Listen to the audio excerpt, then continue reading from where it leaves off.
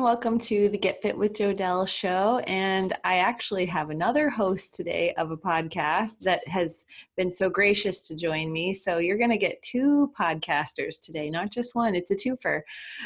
So those who know me know that I talk ad nauseum about EMFs and radiation and blue light. And so today I brought on someone else who also tends to do that so that we can both bring you all things related to your health and EMF exposure, electromagnetic field exposure, so that you're not just hearing it from me, but rather someone who has researched and proven time and again the health detriments of EMFs and radiation and blue light and all these different interesting things we're going to be talking about.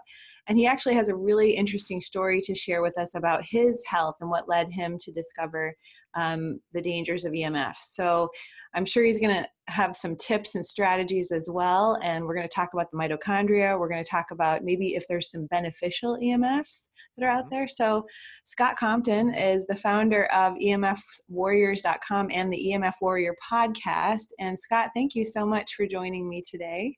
Oh, thank you so much for having me on as well. Yeah. So you've worked as a biologist at Stanford, and before learning a ton of that kind of like led you into learning about the dangerous EMFs, or was it your health in general that led you to learn about that? I just wanted to bring you on because I find that so fascinating that you too had health issues that led you to discover EMFs.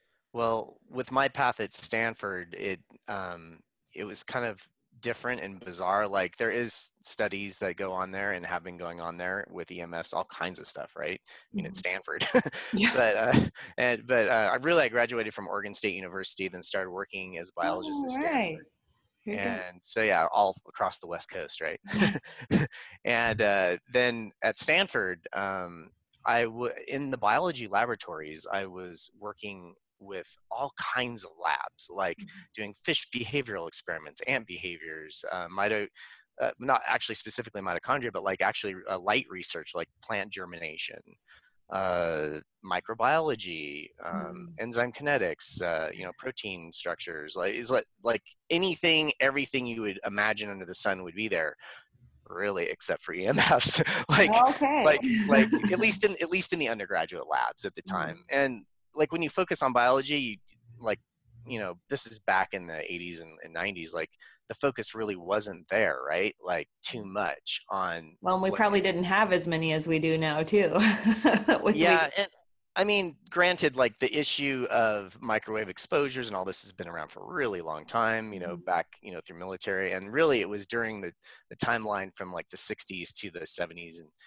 kind of in that area where really the biological effects started really coming in, like with our electromagnetic energy systems in our bodies, like through Robert O. Becker's works, through Andrew Marino, who I hosted, right, as on a podcast. I get him on our show. Yeah, that was and like just these legends that have been doing this forever that do not dismiss that piece of the pie of energy and light.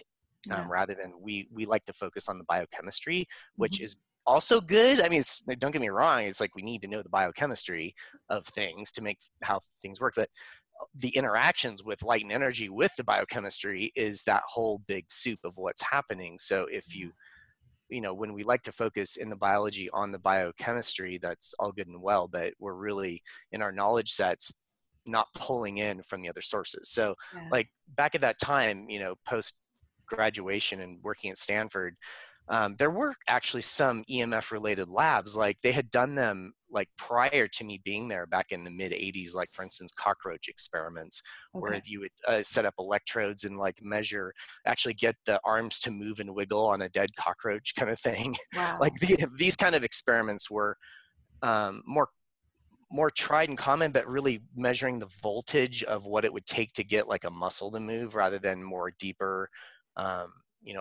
electrical impulses in, way deep down into our organelles and on our cell surfaces, like our cell membranes and such. Sure. So that's where a lot of the works, like for instance, Martin Paul's work, right, with voltage gated calcium channels and the interactions of what goes on there and what can disturb those channels. With EMF exposure, with other oxidative stress. Well, actually that's not true. The results of the stressing promotes oxidative stress, right, within the cells. Right.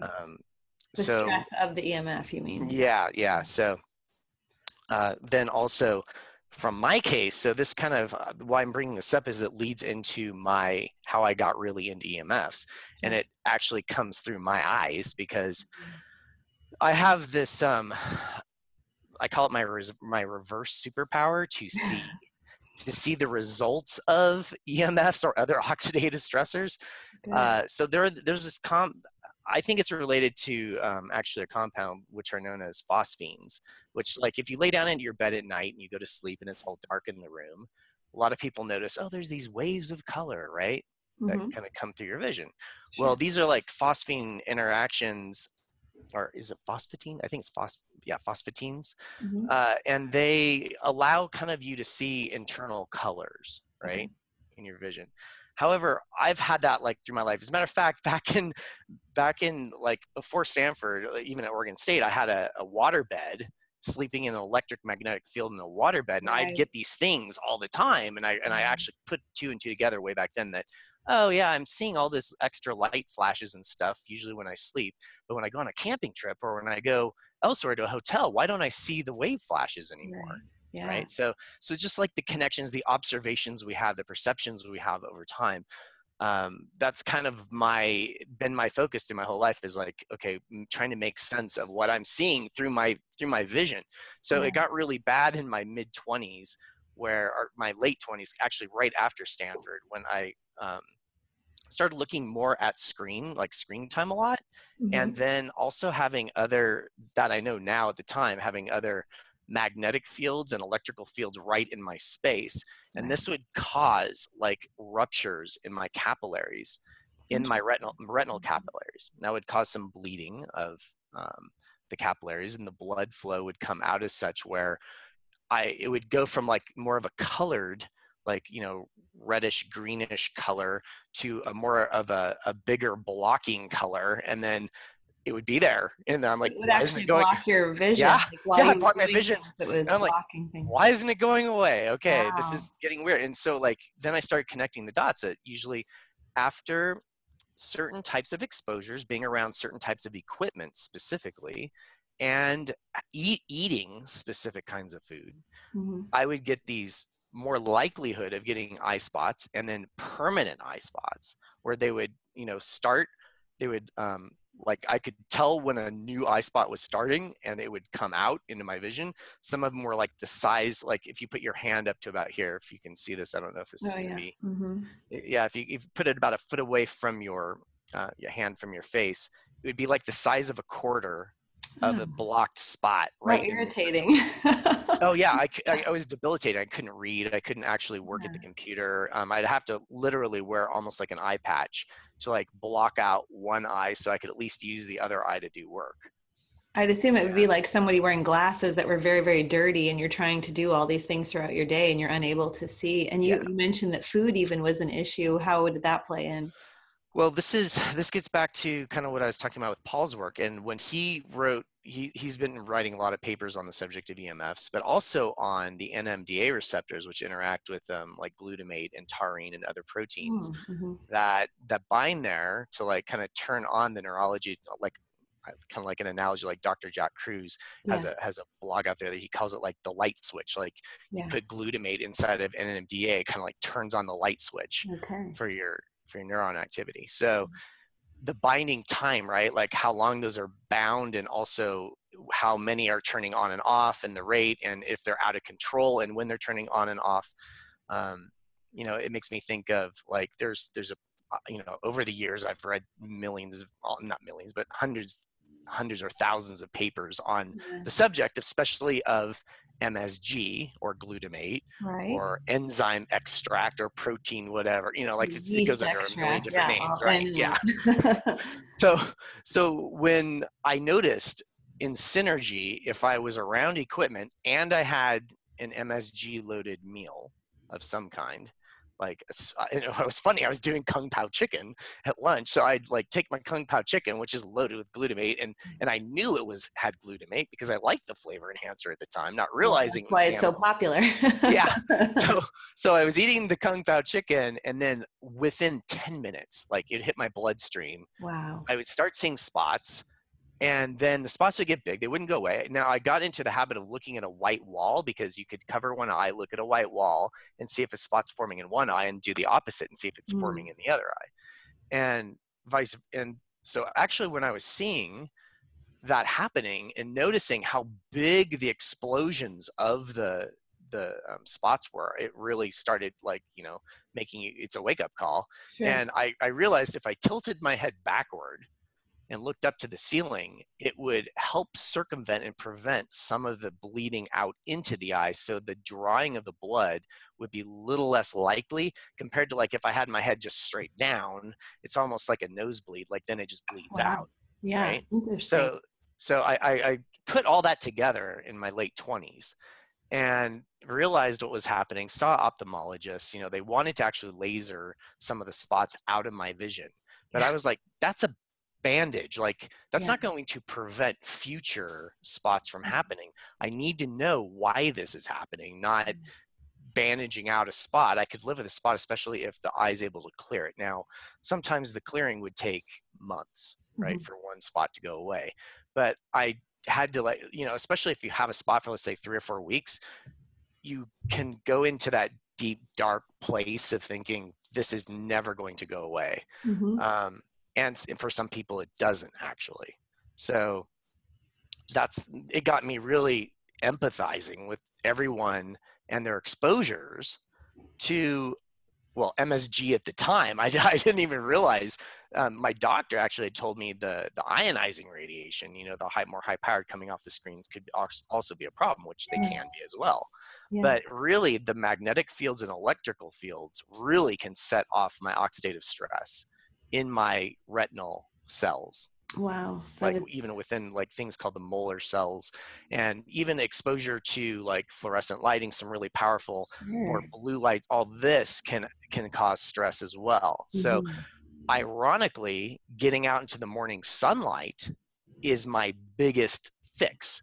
That is my cure, because it forces the eyes, it forces the eye to strengthen those cells and to work better. Right. So even to this day, I have to get up with the sun, get that morning sunlight through my eyes, because it circumvents and, like, pretty much removes all my problems with any potential of a formation of a capillary rupture, happening. So awesome that you figured that out. Was that stumbling upon something online that made you do that, or did you just go out one day and figure that out for yourself? It was like probably 3 or 4 years of reading a lot of scientific literature to really, like, understanding what the eye is doing. I was not satisfied with my ophthalmologist and his idea that I could just laser these little spots out, and that was a done deal, and I'd have to live my life not knowing if these spots would continuously happen. Then putting together like, only later, actually, this is like a lot later, putting together the oxidative stress from the MSG, that goes back to a lowered redox potential in those specific cells. Potential damage to the mitochondria in those cells from the past. Like, like I told you, I slept in a waterbed. I slept in a waterbed for over, I think, 12 years. So every single night of my life for 12 years, I was in a field, from the heater system on the waterbed. But then there's other, like, so the lower frequencies, even though it's an adequate and realistic tendency to think all the 5G, all the higher frequencies, all the wireless, all the Wi-Fi routers, everything that is coming in to our lives, especially in the coming years here, it looks like. That's what we're going to talk about too. That is a problem, of course, but we should not forget about the lower frequencies in the equation, because both can cause oxidative stress. Both have problems. When you So it's exactly where I wanted to go, because, like, you have to have mitigated it now for yourself, because there's so much more exposure now. So, do you still have this issue now, or have you found ways to keep the floaters, if you will, in your eyes from happening? I have this issue now. As a matter of fact, even coming home from lunch from work to do this podcast, I had a flash starting, and I Wow. know exactly where it started from. And I wasn't thinking about it. I just saw it appearing after the fact. I drive by a specific phone tower, but Mm. the phone tower is next to three like bigger dishes, about three other antennas. There's like a cluster Yeah. that where I come off of the off ramp from the freeway to where I need to go to my home to come here. There's probably like, if I looked on like antenna search or website looking, I would probably say within just a half-mile chunk there's a good maybe 15 or 20 pretty high powered things Oh going my on in a goodness. little pocket. Yeah. So the And that's more and exposure, more prevalent now. Like you'll look yeah. and now there's like three of them together, and I'm like, what is happening to our world? Like it's crazy. But yeah, it sounds like this is what you had termed like EHS. Like, is that Well, what this is? Can you it's explain what EHS is? yeah, electromagnetic hypersensitivity syndrome. Mhm. That's why you say just EHS. But Mhm. really, it's a bad term, and everybody knows it's kind of a bad term. It's the term that the medical establishment uses And it's to actually define recognized by them. That was one of my questions. Is it actually recognized, or do a lot of it's. doctors go, you're fine? I would say I would say it's becoming more recognized, but Okay. especially like among naturopaths and just other doctors that um, just have an open mind to Hmm. like, can EMFs actually affect my health? Okay. So and some convention and like regular some doctors also are getting the message too, and Yeah. they're understanding it, and some of them are starting to realize, hey, wait a minute, maybe I didn't actually learn a lot about this, because maybe they got their degree 10 or 15 years ago, Right. and just kind of like what I was saying at Stanford at the time, there's just not a lot of stuff really focusing in on the energy and light side of the Einstein's equation with matter, right? It's like you Mhm. got to have all three in there when you think about life systems. You can't just like focus on the mass or the matter. You Yeah, just the eye issues really is why, like, we have a similar issue with the eyes. My health was always about my eyes too, and even recently when I had toxic mold exposure, my eyes were the first one to tell me that something was wrong. yeah. And but doing all the research into that dove me into finding out other people who have had eye issues with regard to their exposure to computers. Maybe it's not just computer strain, it's actually things like what you're talking about. And then also how we are glued to things like this at this close range, Right. irradiating our eyeballs basically. And how I even pulled up many studies on AMD, that age-related macular degeneration is being linked to LED lighting. Like it's being Hmm. linked to the usage of all the LED lighting in our homes and coming off our devices and our televisions and things like that. Hmm. So it really is a huge issue when it comes to our eyes. But more importantly, this new 5G technology that's here and coming to a city near you soon. Like, can you talk about how dangerous this is going to be and how eye issues are probably going to become more and more prevalent? Yeah, so it's actually a pretty simple equation, really. If you think of going back to just EHS for a moment and the terminology, really, we're dealing with radiation intolerances and radiation sicknesses. Okay. So, like, different people at different states at different times in their body, the entire biological soup of, am I at a good, healthy state in my kneecap versus my retinal tissue versus my liver versus my adrenals? Like, all of the cells, you have to kind of start thinking about them in how they could be influenced by different light frequencies. Mm-hmm. Radiation, right? Radiation is across the entire electromagnetic spectrum, from the lower frequencies to the mid to the high to the gigahertz, terahertz, all the way up into visible light. And then of course you get into what we call, as part of the spectrum we've called in the past, ionizing, right? The Mm-hmm. radioactive stuff, just everything across the entire electromagnetic spectrum. You're talking gamma rays, cosmic rays. Go to the airport with your X-rays. That's ionizing. It's Right. way up there. But we tend to like group these things like, oh, that's radiation sickness from that. That's radiation poisoning. That's radiation that. But Mm-hmm. if you just go down the scale, because something's termed non-ionizing doesn't mean it doesn't have health influences Okay. and health effects. So just across the board, If you think about the best way I like to describe this to people, your question you just asked about how is 5G going to affect us? Well, we have built out from these lower frequencies in that non-ionizing portion of the electromagnetic spectrum. If anybody wants to just go on Google and look up EM spectrum, you'll see charts of where all of these light frequencies are located. And in this lower section, just like 150 years ago, it was like empty, pretty empty. There's nothing really there. And like humans, like the earth itself pulses at like 7.83, right? For the Schumann hertz. Yes. Schumann resonance at 7.83 hertz. And that's like way, way, way down. Like that's like right under, farther under like our 60 hertz power grid system, right? But biology uses a lot of these lower frequencies from like 1 hertz up to like 30, 60, and even 100 for different regeneration processes in the human body. So if you have different frequencies or different harmonics generated, that could have an influence on how you regenerate within specific tissues, within specific systems. So like, you know, for my listeners though, we might have to like, and for myself, like it's taken me years to understand the hertz things, and like I'm only because I follow Dr. Jack Cruz, I can understand the Schumann resonance, but we may have to like bring it down, like and bring it, like condense it so that they understand from layman's terms when you're saying hertz and when you're saying biological body processes.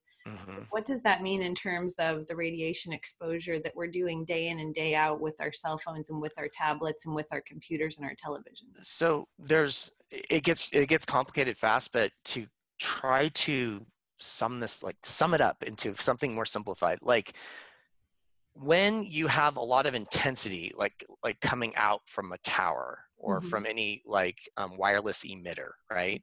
It usually in most cases will come out in all like a sphere, like in all directions. And the intensity is basically light coming off of it, right? Like just light is coming off of it, and the information is encoded with the light. So you're, you know, just like your radio, right? If you can think of a radio, and you have to have a certain, in order to receive that information, you have an antenna to pick it up. So the radiation is almost like light we can't see, but it's like this orb around what's eliminating.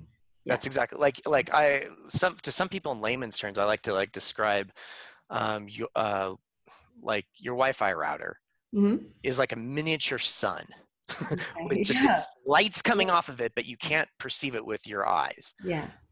With all of the bands in the microwave spectrum and down into the radio frequency spectrum. So another good way to think about this is everybody knows their FM radio, right? So it's like, I go to like 105.3 on the dial to listen to this radio station. You're picking up 103 megahertz with your antenna. And the length of your antenna on your car is that long to pick up that frequency. So when you have a mega means million. So I'm literally saying you got 103 or 105.4 or 105.3 million hertz, which is cycles per second of number of times these things are like flipping, right? The waveform. So as you go more and more higher, right? As you go up from like, you know, just hertz, then to kilohertz, which is 1,000, then to megahertz, which is 1,000,000, then to gigahertz, which is 1,000,000,000, and then, you know, like as you go up, then you can encode light, like the encoding of light and the information on it is easier to do. Less information loss can happen and things sound clearer. That's why like AM is even lower than FM, but FM comes in and it just sounds cleaner to your ear. Yeah, that's a really good analogy too, because now we're getting back to like 5G, and I'm assuming I'm going to it right now. Yeah. Okay. Cool. Yeah. So as now you go up from radio into your cell phone, now you're not seeing your car antenna on your cell phone, are you? No, you're not, because the actual wavelength distance has gotten smaller and smaller and smaller and smaller. And because it's getting smaller, the light itself is becoming more intense. So if you can imagine, visible light is way more intense than microwave. And then you go up to like your like X-rays, gamma rays, and cosmic rays. The wavelengths are even smaller, but the intensity of that and the ability for it to interact with things in your body, you know, like they define it as kicking out an electron, right? As ionizing versus not. So when you have your 4G right now, or you're past 3G, now you're up into like 600 usually to 900 ish megahertz, versus your 100 on your FM dial. And in that band range on your cell phone, typically on your new smartphones like this, the antenna wraps it starts kind of in the middle of your phone on one side, kind of wraps up and around and kind of back down again for the full antenna length. So it's a smaller antenna needed, right? So when we're talking 5G, now they're looking at bands even higher into the microwave spectrum. And these bands are in the gigahertz range. Typically, like they're kind of buying out like 10 to 20 or 30 gigahertz. However, they're still buying out the 600 megahertz and all the older 4G frequencies at the same time as all these new frequencies. So really, if you want to sum up what 5G is doing, is they're just buying out as much as they can to push as much information through the air as they can. Faster, I'm assuming it makes everything faster. Yeah, they're probably having to modify the shape and their peaks of their wave itself, like in how it actually looks, because nature and like everything typically uses like a sine wave, very more like a smooth wave, where you know, when you put information on some of the frequencies, you have to like modify the look of the wave to get the information to you. So by modifying the wave and playing around with how the wave looks in the structure, you can make things more efficient and get more data. And like it's logically the right thing anyone in tech would want to do. But is all of this being tested for our biology, and how all the conditions, the parameters, all the little details in labs to say, what if I use all of these frequencies at the same time, or I use just these frequencies? They look this way, they're this shape, they're at this frequency, band, like 600 megahertz. But what happens if I use 600 megahertz, 900 megahertz, 20 gigahertz, and I have a cell phone that picks it all up? Because now the new design of the 5G is to use multiple in, multiple out, which is called MIMO technology, to have multiple antennas to pick up all these frequencies, so I can like find the best frequency that I'm closest to that gives me the best signal, so I have the best coverage. And my customers won't complain because I'm never like losing my phone signal anywhere, right? Yeah, that's probably the best description of 5G that I've heard, because a lot of, I just relate it to people like, well, there was 2G, there was 3G, there was 4G, and now there's 5G. And the stronger it gets, the more it affects us, And so there's more to it than that. Like you said, now it's using multiple antennas. So it's probably the radiation now coming from our devices connected to more gigahertz is causing more mitochondrial damage. It depends on how the tech is used. It's really a design question. So if it's trying to pick up all of the frequencies at the same time, you're bringing frequencies to yourself. If they design the tech where I'm detecting that I'm closest to this phone tower and I'm going to primarily use that frequency and turn off the other ones, then you still have the antenna in the phone that could pick up straight frequencies and bring stuff to you, but at least you're kind of going into airplane mode, right, on the other antenna. But they're probably not going to, I don't know what the design, and it's going to be a per company basis. Like, how are they going to design this? Because they're not thinking of potential health intersections. No, they're only thinking of money. They're not. They're wanting to provide their customers with a product. But if they don't even know their product has all of these health issues potentially, and then it's only logical you'd want to go test them with all of how these new things are working. So like if I go test a new pharmaceutical, I go down and I want to make a new designer drug, I'm going to have a study. I'm going to try the drug out on different trials, different population groups, see like if the elderly versus children have problems with them, liver damage versus gallbladder, like the list goes on and on. Sure. And people are thinking about, how am I going to make a drug that may have less side effects? And if I know what the side effects are, at least give the public this knowledge, versus having a piece of technology that you just freely roll out. It's invisible, nobody sees it. Right. And then you just like have a designer who knows nothing about biology go in and start saying, this is how this tech will use because it will be the most efficient for all of our systems, done. And Wow. that's the disconnect. We need to have like groups of biologists sitting down with groups of people at tech companies. So everybody can like go, what's going to be best for the next generation? Yes. And not like try to push off like, oh, those people talking about like that EHS stuff, that potential health stuff. It's like they're kind of laughing at us, but I'm now laughing back at them No. because they can design things and now like get ahead of the game and have more people like us in the future that learn about this will be more confident in a company that at least explores, like a Right. pharmaceutical company, Absolutely. what potential side effects can come out of using this tech. And then you're really working for the people because the people Right. are there to help you make the decision. So like what you just mentioned with regard to that, with the 5G, what are we looking at as far as health implications to come that are going to be even more so, even with eye related issues, skin related issues, stuff like Okay. that? So there's another property quality of a waveform or a wavelength or a frequency, right? You can use these or a radiation band, right? Like you can use all these kind of terminologies, independently, but they all kind of relate to each other because of what each specifically one means. But if you look at like the 20 to 80 gigahertz range, which is kind of the new touted 5G stuff that's going to be coming in, that they have to do more like beam forming in order to like focus the frequencies.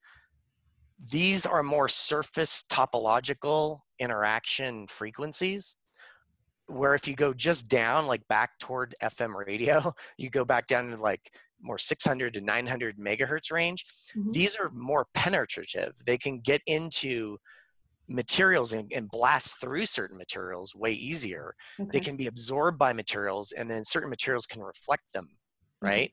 So like if you have like something like a 700 megahertz frequency right now that we're all under with 4G, these things can penetrate deeper if you have the intensity available too. So if you're putting the phone right up to your brain, you can have more penetrative potential of it getting deeper through your whole skull or parts of your body, versus the, like having it out here, then less intensity now is between your head and where the phone is. So then there's less intensity, there's less potential penetration, although there's still going to be that little penetration. orb that goes around it kind of thing. That little orb gets further away, basically, the orb radiation. Yeah. And really, in the biology and the science itself, there's really going to need to be like a whole giant intersection here, like almost like a subgrouping of science with EMFs, biology, technology. Like there has to be something rolling forward in the future as we detect these things, because like I was talking about earlier in the podcast with our regeneration systems that are just built into us, these are ultra weak electromagnetic energy that's in us. So it doesn't take much intensity to potentially have a biological effect. Even though like it's good to like lower the intensity from like a Wi-Fi router and your phone, everything like that, it doesn't mean just because you're lowering it, there might like you're removing the biological effects.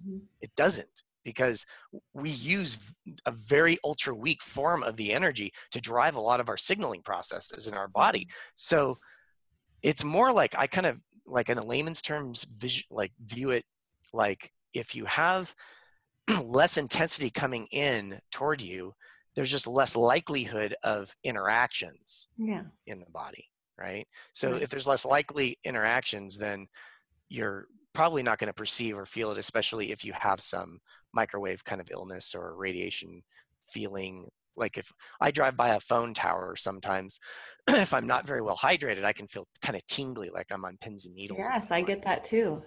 Yeah, a lot of people do. They just They just don't don't know it. correlate it back. Yeah. Yeah, they're like, well, I'm getting pins and needles because I'm listening to this great song on the radio, and I'm getting pins and needles because of this awesome like Yeah. rush, right? Or something. Right. They'll attribute it to something else, Yeah. right? Which Or it could like be that as recently, I well. went on a road trip and I had to go, like where I live, there's starting to be a lot of cell phone towers, but there hasn't been. But as you go more into the Midwest, like more towards Chicago, I was getting closer to Chicago. And as I was getting closer, I'm drinking water in the car. I keep myself healthy and hydrated while I'm driving long distances, but I'm getting this huge headache and I'm not headache prone. And all I could figure was like, it seemed like every mile there was a cell phone tower, every single mile, like I could Right. see one. And I was just looking going, I must have the hypersensitivity. And maybe my question is like, when you have done things for a while, because you became aware and because you've mitigated some of it and because you've Mhm. eliminated it from your life, do you then either recognize it or have you now become more hypersensitive because you've eliminated so much of it? Does that make sense? Like, I've Yeah, I think I'm a walking testament to a lot of people out there that I think you can reverse it. I think you okay. can reverse it. And a lot of the missing formula people have, I think, that have a sensitivity is they might not be getting enough of the natural stuff, nature, Okay. to really circumvent the feeling, the oxidative stress, other things. However, it's really complex. Like there's people that might have Lyme's or mold Yes. poisoning or Right. heavy metal toxicity, or you might have babies getting a vaccine schedule every month, pumping stuff into their bodies, lowering the redox potential in certain places in their bodies again as a potential, right? And I So think like, that's really key to talk about. Like, can you talk about the redox potential in kind of a layman's terms so people understand that? Because that is true. I think the less you have that redox potential, the more susceptible you are to things that would affect you that might not affect the next person. yeah, it's mainly in layman's terms, it would be like, well, redox potential really means the reduction oxidation potential, Okay. states of which how much um, like free radical, well, it's really about oxygen really, Mm-hmm. because when you get too much oxygen and the cells themselves the cells themselves, they they they can't manage, they can't regulate what's coming in and out at the proper rates. Okay.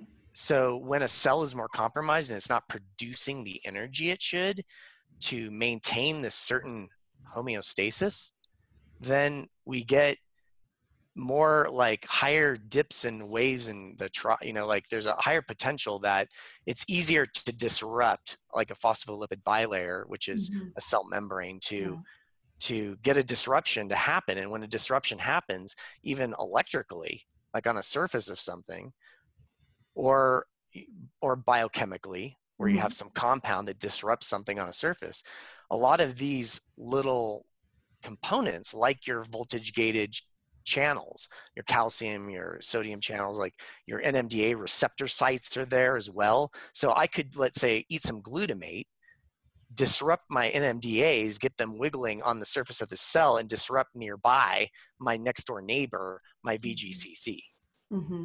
That's a potential. Like Mm-hmm. it's right now in the science is being looked into and being tested. But it's like I'm trying to like put this into layman's terms, which I'm not doing very well. It's But okay.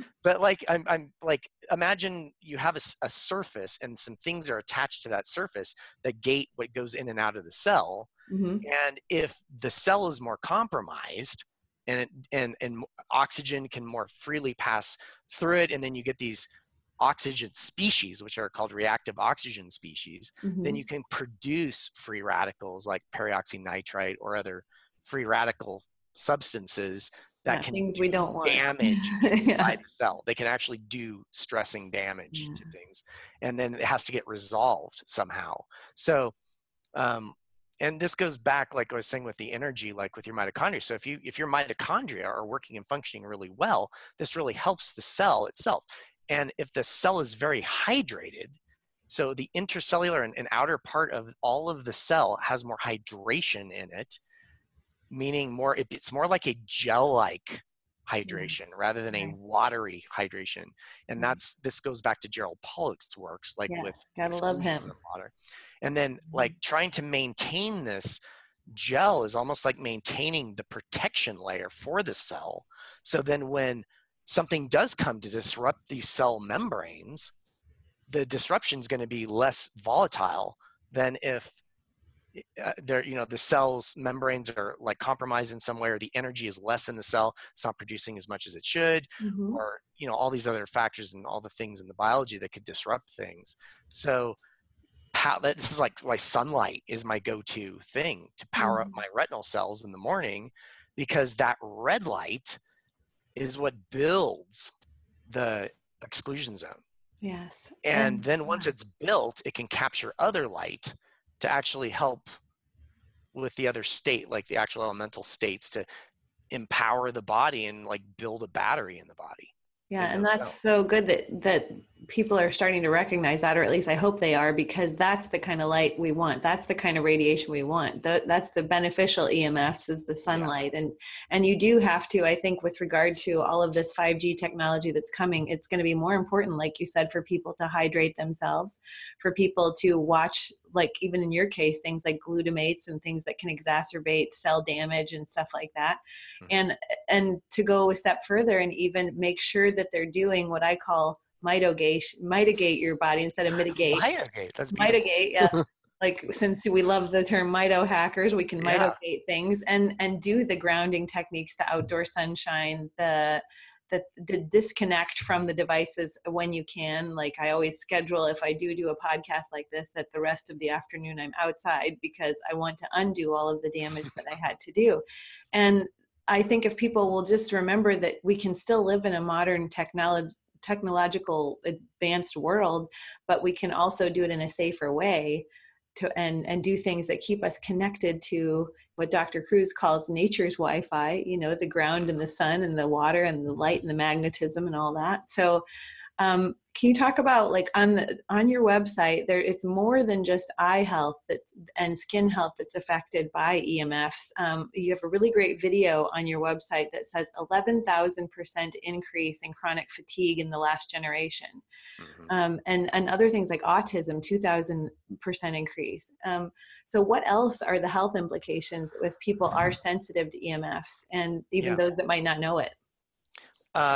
It's really like, this is the pivotal point right now. Like, we're putting it out there that EMFs, the non-native EMFs, right? Not the Right. natural, but the non-native EMFs can promote more oxidative stress. We know this. Mm-hmm. They can promote potentially some regenerative blocking problems. Like, Mm-hmm. there's like a lot of synergy. Like, we know that it could promote potentially myelin degeneration. Mm-hmm. It can affect the sperm and ova in people and how sexually reproductive they are, their fitness. Like, it has like such a range in every, like, you start looking at all these systems and what could be happening.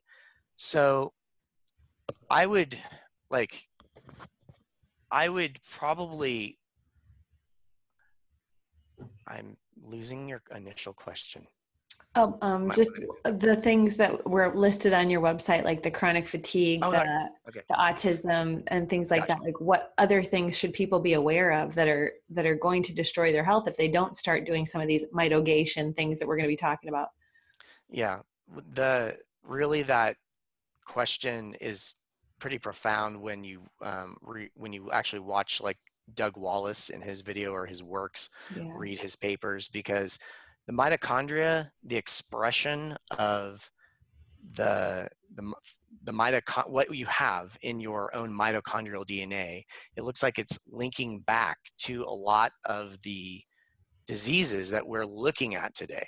So Right. obviously, a lot of cancers, Mm-hmm. neurological diseases that are associated with mitochondria, Diabetes. like Yeah. Parkinson's and all this, Yeah. but as well as anything neurological, because we're trying to put the link out there that the places in the body that are the most mitochondrial dense, meaning on a per cell basis, Mm-hmm. how many mitochondria are in there generating the energy for this one cell.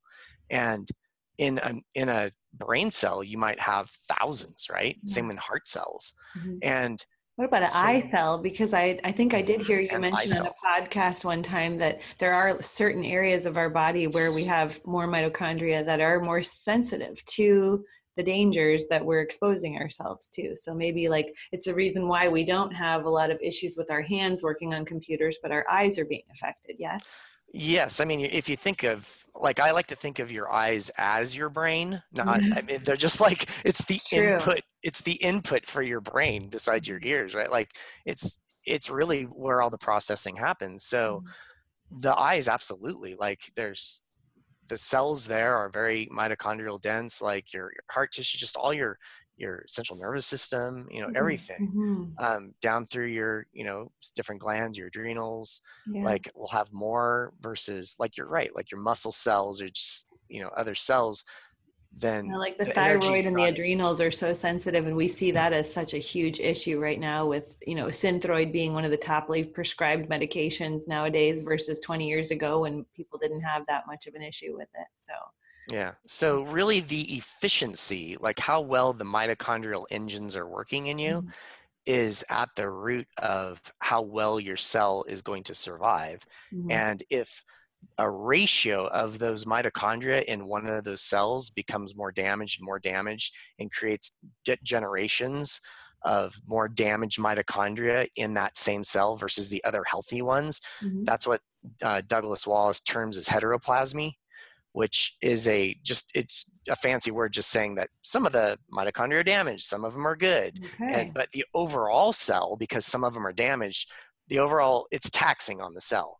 And Mhm. now it might need to rely on the more ancient pathways, like the citric acid cycle, to like get by and maintain the health of the cell. So Yeah. the cell survives, because life's about surviving. Right. So, but we also have programmed cell death built into us, right? Mhm. Apoptosis, to Yeah. get rid of some of these damaged cells. So when you get into this weird quasi state where the cell's kind of like halfway alive, halfway dead, a Franken cell kind of situation, Mhm. then you have a problem, because you're expressing a disease. You're probably on the way to expressing a disease, Yeah. because it's not clearing out those cells that you need to clear out. I mean, that's at the heart of cancer, right? Like, Mhm. cancer is using the electron chain transport to keep itself alive, Right. instead of just dying off as a cell, making a brand new daughter cell that's actually healthy and good for you. Right. Instead, it produces this other thing, and you get this Franken cell, and then bad. Same with neurology. Then you might have certain number of damaged mitochondria, so the energy is not producing right. So the entire body is like literally expressing a disease to kick the can down the road for you, so Mm. you can maybe recover from it. Mhm. And so, what can people, with regard to all this that we're talking about, what are some strategies that people should be starting to think about now in order to survive, like you're talking about, too, and maybe thrive as well in this modern, technologically advanced world and with what's coming? I would say at the heart, from my perspective, has to really do with personal behavior. Okay. Like, once you have this knowledge, it's a matter of, are you actually willing to commit to living a little bit differently? And sometimes it's harder, right? It's so true because so many people are like, I hear what you're saying, but I don't want to hear what you're saying because I don't want to not have my cell phone as in my hand 24 hours a day because it's Right. everything. I've got all my stuff on there. I've got, I live by my phone. If I didn't have my phone, I wouldn't know what to do. But it's like at some point we have to accept the fact that things that are so advanced that are actually right in front of our faces might be the things that are causing us all the issues that we're having. Right. It's kind of insidiously stupid, right? Like, Yeah. I Like, view what's it wrong like, with me? Well, take a look right under your nose, like, yeah, and like, and I love my tech, right? yeah. And everyone loves their tech, but it's kind of like fast food. Like, do you love your fast food? Well, yeah, yum, it's great. Is it good for you in the long run? No. No. Most people admit their fast food is not Right. good for them. Right. So why, like, it's almost, that's how you have to view this issue. It's like, but you don't, because you don't see like like a big burger out in the street, like doing damage to you, Mm. right? You Mm-hmm. don't see the food or the preservative food, like all the GMOs, what everyone can see and recognize as a compound, they're like all over it. They're like, yeah, I think that's going to probably be a problem for my health if I eat that mercury, aluminum, or GMO or something. But then they're not thinking about, well, wait, what if it's invisible? You can't see it. It's like monkey see, monkey do, or monkey you can't see, monkey you won't do. Because if you don't even know it's there in the first place, why would you ever try to mitigate it? And if you did think it's there, you're now risking half of the people around you thinking you're half nuts, right? Or you're risking like not really knowing, like trying to take a guess at, well, what is the best way to mitigate some of the EMFs by like, but really at the end of the day, it is like, listen to your body. Don't stress out over it, because if the more stress you have is just going to add more problems as well, more right? redox, Like, more like redox one of the problems. best, yeah. So like, purge the, like, I like to start thinking of it this way. Like, when I first rolled into this issue for about the first 6 months, I mean, I was almost on the verge of being fearful, right? Like really feeling fear from it. And I'm realizing, well, wait a minute, no, I'm just going to conquer it and just figure it out. And it's like, I'll Do deal the with it best you just can like with anything what you else in have. life. Yeah. Yeah, like if I drive down a freeway and I see a guy with a trailer like going back and forth, I'm gonna figure it out. I'm gonna kind of pull back and get away from him. And but it's just any risk, any hazard in life is gonna have a fear associated with it. So And I kind of have a one less philosophy. Like, we can't eliminate all of it unless we want to go off the grid and live in the woods in a tent, which I would totally love to do. But my family would be very disappointed that I'm not in contact with them all the time. So it's like you have to like do the best with what you can and do one less. So instead of like in your case, you could be right up at your computer, but yet you always seem to sit back. And podcast, I've noticed you try to stay as far back from your computer as possible, and that's one less inch that you're getting radiated. So it's like one less thing people can do. Put it in airplane mode, your phone, when it is in your pocket. One less thing. You can still have it on you, but just put it in airplane mode. All these little one less things can just be one less little taste of arsenic that you're taking in every day. They're small dosage poisons of these radiations that we're getting, but yet we can have one less and maybe survive and even thrive a little bit longer. So what are some other things that you advocate for? Yeah, that's exactly spot on. Like it's behaviors with knowing, like, as long as you are aware of where your EMF exposures are coming from, which the most obvious in everyone's household is their phone or a tablet or something like that, or their Wi-Fi router, right? A lot of people have Wi-Fi routers, or they might have some sort of other smart system built into their homes now, or all the new smart technologies coming in. All these emitters, these things that are pulsing out, like, if you really feel like you have to have them, then try to like not live on them or near them, or get your space, like your square root fall off distance from them, because at least the intensity falls off. Now, the way the wave is, the properties of the wave, how absorptive it is, how it can penetrate more, like all these are variables in addition to the intensity. So we don't want to mislead anybody by making them think that, oh, if I'm just doing this, like, especially if you shut it down, put in airplane mode your phone, or just shut it off, you are literally turning it off and eliminating the problem. But if you have your Wi-Fi router on, you're thinking like, I'm just going to move my Wi-Fi router another 10 feet down and I'm good to go. Well, no. Are you measuring? Do you actually know? It actually might be a way better situation.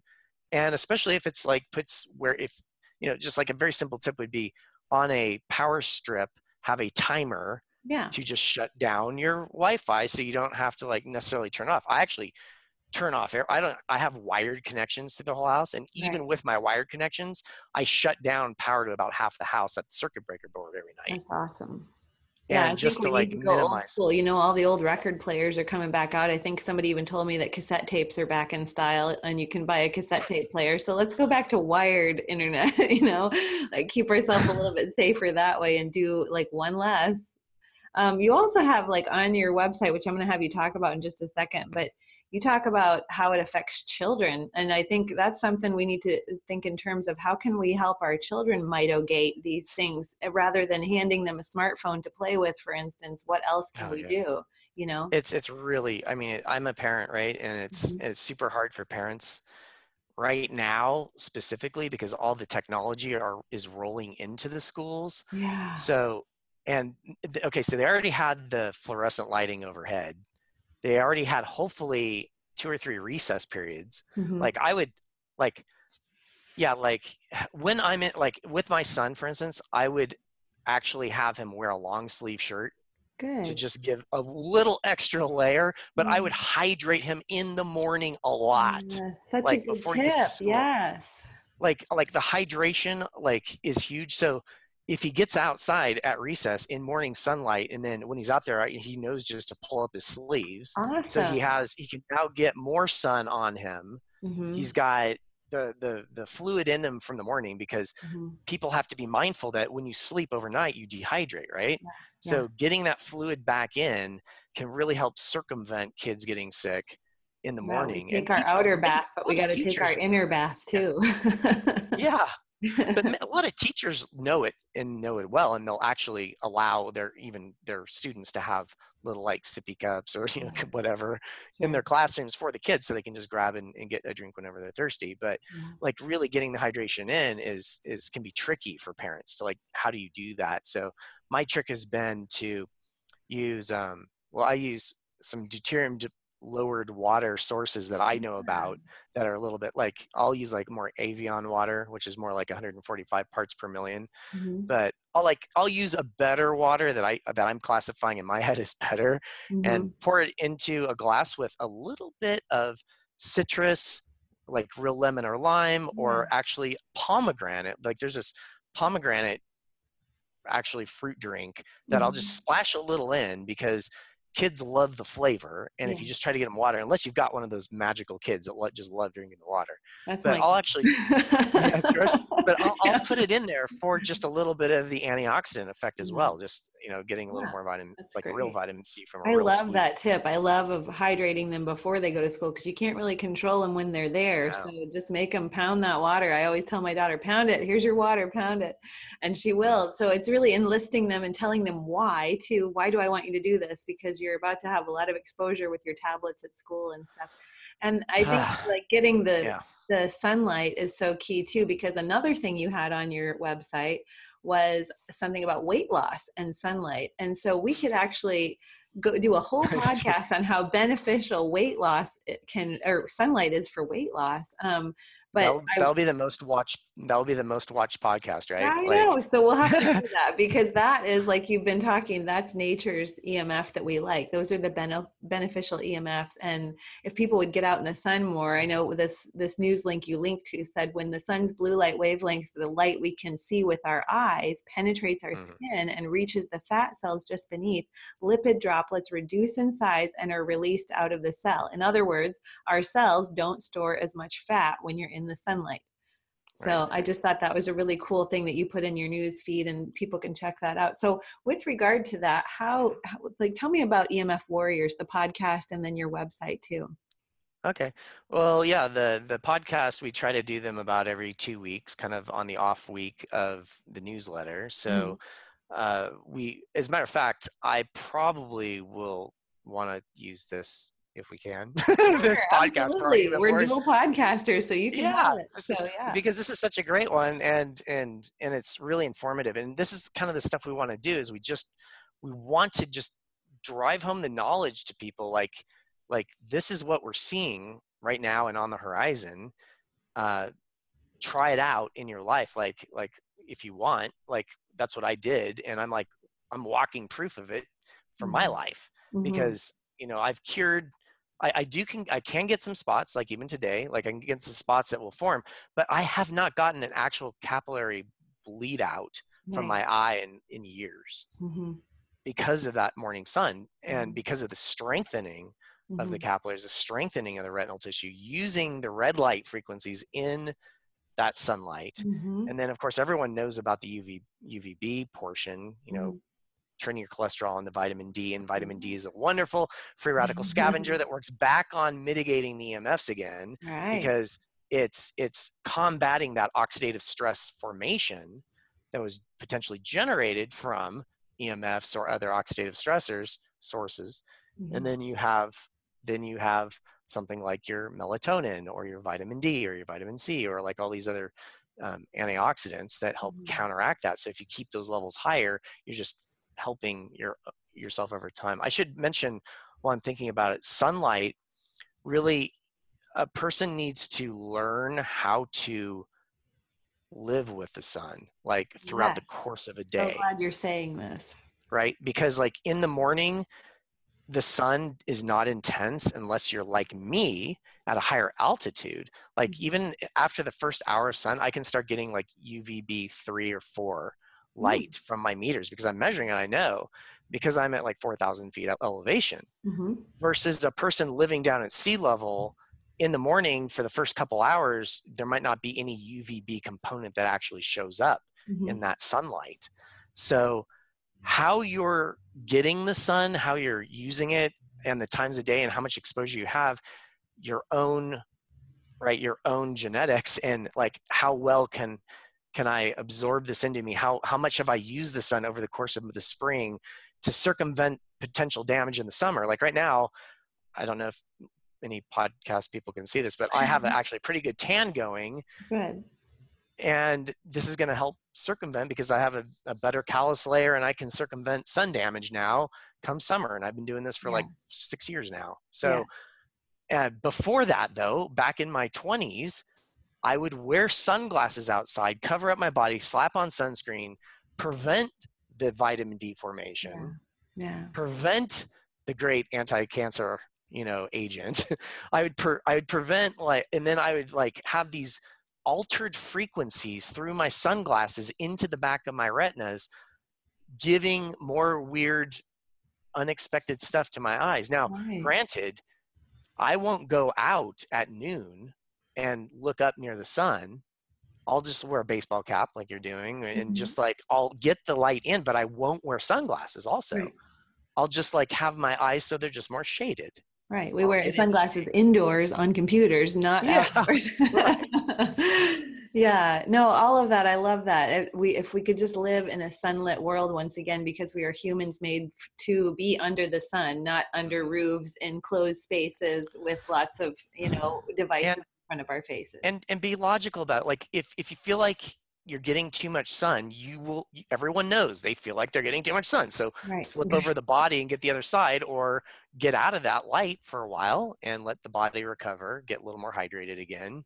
That's Um, awesome. like I used to go to Hawaii a lot when I was younger, Hmm. and I got terrible blistering Oh burns no. back on my back. And I used to go boogie boarding, right, and Hmm. doing all the wave stuff, and the reflection of the light with having a really high intensity UVB component to the light from like 10 till 11 o'clock. I remember one morning, 10 to 11 o'clock, I just went out there into the water and I was basically completely blistered from Mm. head to toe. But why?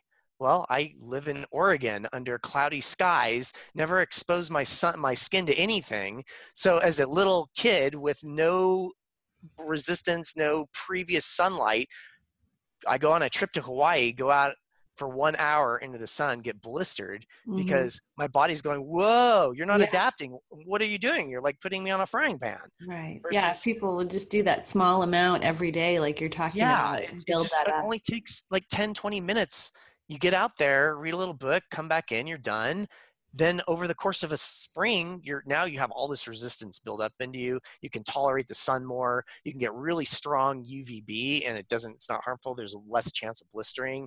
Now, I Absolutely. could still, like, if I'm still out, like, usually for over an hour, even now, on one side, I run the risk of getting burned, not blistered, but burned, Yeah. even Yeah. with my callus buildup and everything. Yeah. So you do have to just be reasonable about it, Right. but you don't want to omit it and remove the sun out of your life, No, then right? and that doesn't make sense because as we know, we make things through our skin and through the photoreceptors in our skin that the sun can only help us do. So, as far as like your website, how can people find you? And if more people want to connect with you, how can that happen?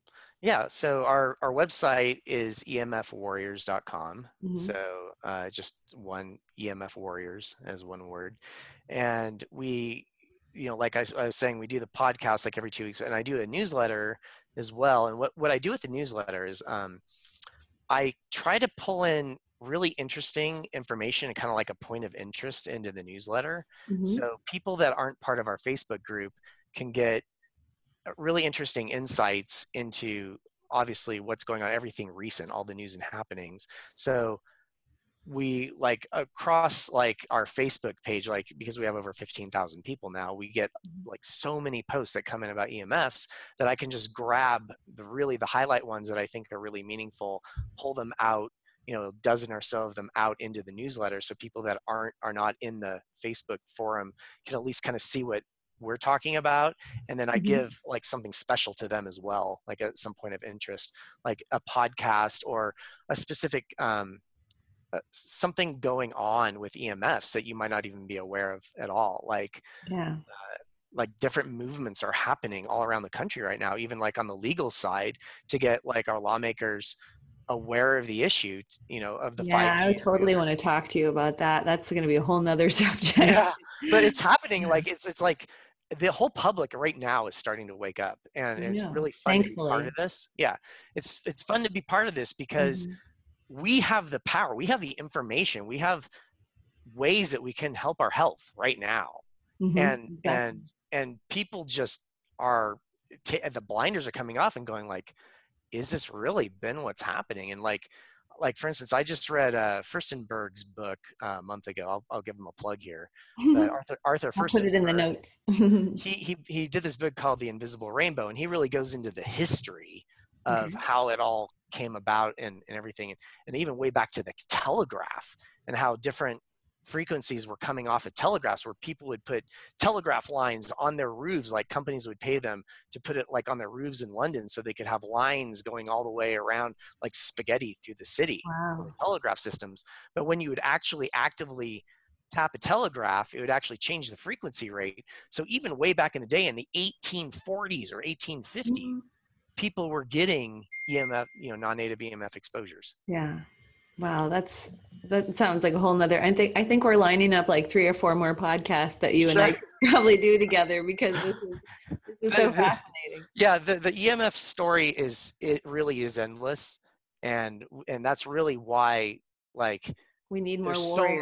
many there's so many angles that Mhm. this issue has been affecting humanity and all of life for that matter, on in so many ways, just beyond even what we're talking about. Yeah. That you're right, like it's endless conversations and how we got here and how are we going to now fix it. Because I'm a designer, I look for solutions. I want these things fixed. I want 100 years from now people to be living maybe in a DC grid, not an AC grid, power Yeah. grid, Well, and I then want. using semiconductors like graphene or something to minimize the resistances in their system, so you don't have to use as much energy. So now is energy efficient, not giving you health problems, and all the power companies, actually, we like them and they like us, and Mm-hmm. it's actually everyone's a big loving family, Mm-hmm. right? No, That's what we want at the end of the day. yes, and I am definitely an EMF warrior with you. Like I'll be warrioring for you. So like, and I think the more that we can get this out, like you said, and build your tribe of warriors, the more that all of us can make one little difference and go to our Yep. towns, or go at least make it on our scale. Let the telecom industries know we're not using our Wi-Fi as much and stuff like that. So we just all have to band together and try to make one less. Yeah.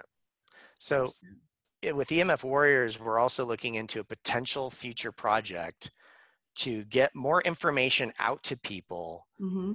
across, because we're a global movement. Like Mm-hmm. we're like multiple people are part of, like, countries all over the place are already Yeah. like talking about this. It's so interactive that we want to make it interactive for them as well, so they can like feel like they are really part of an EMF warrior community. Mm-hmm. And who EMF warriors, like, where are those warriors in my city or in my town or in my Mm-hmm. state, and really like starting to like feel like it is really a movement, which it is, but really seeing that movement and Mm-hmm. visualizing it. So we're looking into different potential ways to bring that to people in the future. Awesome. Well, I look forward to seeing how that's going to transpire. And if I can be a part of it in any way, just let me know, because That'd I, be I wonderful. too want more and more people to be aware of this. So Great. thank you for joining me today. And can I have you back on again? Oh yeah, of course. We'll do this again. Yeah. Yes. Yeah, If for you want. sure. Yep. All right. Okay. Well, check them out, emfwarriors.com. And he's probably going to be able to find this podcast on both places. So that's pretty cool. So Awesome. thanks so much for watching, you guys. And thanks again, Scott. Really appreciate it. Yeah. Thanks, Joe. Thanks. Okay. Bye.